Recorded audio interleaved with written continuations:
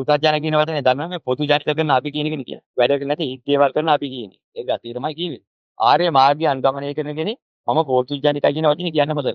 අර අප කියලා මතාන යෝගියත් දෙය බල්ලම් බය කතා කර. අන්ත දෙකින් මතහ කරගත්තේ විතරක් නැහැ. වැඩ පිළිවෙත නැහැ මාත්‍ය පිළිවෙල දැකේවත් නැහැ. මාත්‍ය පිළිවෙතේවත් නිවන මාර්ගයේ ගිය පළවෙනි එකාට කියනවා ආර්ය ශ්‍රාවකේ.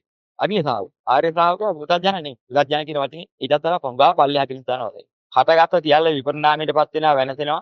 මේවා මම කියනවා මේවට මම කියනවා නම් මගේ කියනවා නම් මගේ ආත්ම කියනවා නම් ඒක මුලාවක්. ඒ මට අල්ලන්න දෙයක් නැහැ. කවදා හරි මේකෙන් අතැල්ල මිදලා වැලිය යනවා මිස වෙන මොනවා කරන්නද කොහෙද අල්ලන්න වටිනා දෙයක් තියෙන්නේ. ඔය පොඩි අදහස ඕම ඔය කියන අදහස් පොත තිබුණා නම් යම් කිසි බෞද්ධයෙක් හිත එයා කවදා පුසද්දණියෙක් නෙයි. ඒක තේරුම් ගන්න. එයා පුසද්දණක් තත්ත්වෙ ඉක්මවලා ගියේ.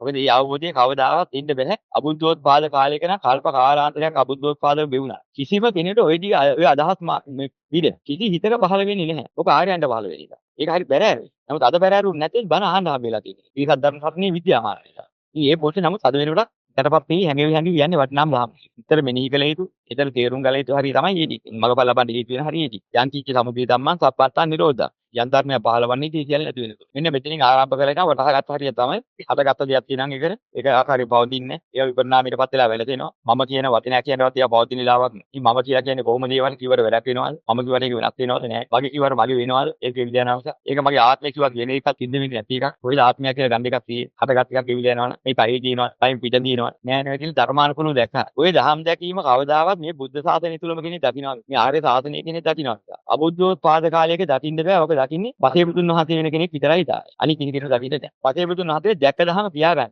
ඒ වෙනට අවබෝධයක් තියෙනවා. ඔය ටික අවබෝධ. වැඩක් නෑනේ හරයක් නෑනේ ලෝක. ඇදලා මිල විනාශලා යනවා අල්ලන්න දෙයක් නෑ. ඒ නිසා දකින්න. නමුත් ඔක විග්‍රහ කරගන්න ඕන. ඔක ඇතිනේ. එයින් පිටස්සර අන් කිසිම කෙනෙකුට අබුද්ධෝත්පාද කාලේ මොන જાති ආගමක් කිව්වා. ඒ කිසිම කෙනෙක් ඔන්නේ අදහස පහළ විචායි ඒක පුතත්. ඒ විල යන වෙනසිල යන දේවල් හරි වටිනවා කියලා ඒවා උස්සගෙන දෙවියෙක් වෙන්න බලනවා. බ්‍රහ්මයෙක් වෙන්න බලනවා. එතෙන්ට යන්න බලනවා. නමුත් එතනත් දෙවියෙක්ට බ්‍රහ්මයෙක්ට බලාගෙන ගිහලා ඒකේ දූෂ්‍ය වැඩ කරන්න පටන් ගත්තාම ඒ වටිනවා කියන එකට බහලා. ඒතකොට පුතත් ජන කෙනෙකුට ඉස්සල්. අතාත්තුතු කියවා එතෙන් තිබෙන ඒකේ ඉන්න තා. ඊටත් පල්ලෙහා මට්ටමට පොදු ජනිත කරන්න ඕන කියන එක. ලෞකිකවම සුගතියක්වත් දැන් කරන්නේ නැති අය. සතර පාරේ පාර කපාලා. පුතත් ජන. සතර පාරේ පාර කපා ගන්න නැත්නම් එයා පුතත් ජනෙක් නෙමෙයි. පුතත් ජන භාවයේ ඉක්මවලා නැහැ. නමුත් මේ අවස්ථාවේම පුතත් ජනනේ. සුගතියට හේතුකාරක වෙන බඹලෝට හේතුකාරක වෙන දහමක් වරමින් ඉන්න පුද්ගලෙක්. මේ අවස්ථාව තුළ පුතත් ජන ගතිය. පුතත් ජන භාවයේ ඉක්මවන්නේ ඒක අතෙන් ආරෙක් වෙලා. අතන ගිහිල්ලා ඔයාට එතනින් ඉක්ම ගිහිල්ලා. හොඳට භාවනා කරලා ධ්‍යාන වඩාගෙන ඉන්න කෙනා මොනවා හරි ප්‍රශ්නයකට ගිහිල්ලා වෙලා ඉන්න. ආයි කාම ලෝකේ කාම තුසිතාවයකට බහැලා ඊට පස්සේ ඒක නේද පානගත කරන්න පුළුවන්, හොරබර වචා කරන්න පුළුවන්. එහෙමත් පව් බලික වෙන්න පුළුවන්. පුතත් ජන.